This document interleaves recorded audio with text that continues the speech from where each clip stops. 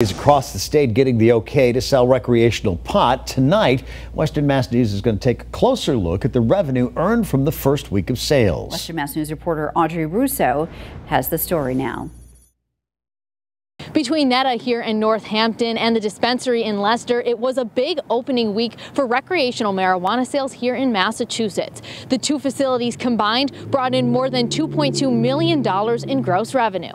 If you're wondering how that breaks down in terms of taxes, take a look at this. All sales from Netta are subject to a 6.25 sales tax from the state and also an additional 10.75 state excise tax. After that, the voters in Northampton decided that each sale from Netta would be subject to a 3% local option tax. The mayor wasn't available to speak with us today, nor were any city councilors, but I spoke with the council president, and he tells me that when the budget was passed for this year, for 2019, there was no recreational marijuana money earmarked for anything in particular because none of the licenses had been given out yet. But the mayor's budget statement was hopeful for using that money to cover school costs and other city projects outlined in the multi-year fiscal stability plan. I spoke with people here in Northampton to find out what they'd like to see that 3% local sales tax revenue go towards. Street repair.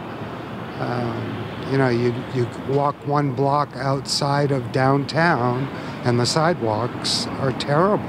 I'd like to see it poured into opioid prevention programs that we have here. Housing is like a really stabilizing factor in people's lives.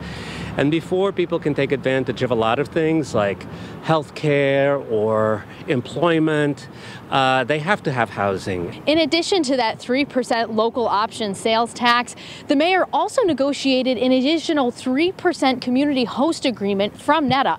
But only time will tell how the city wants to use that 6% in revenue.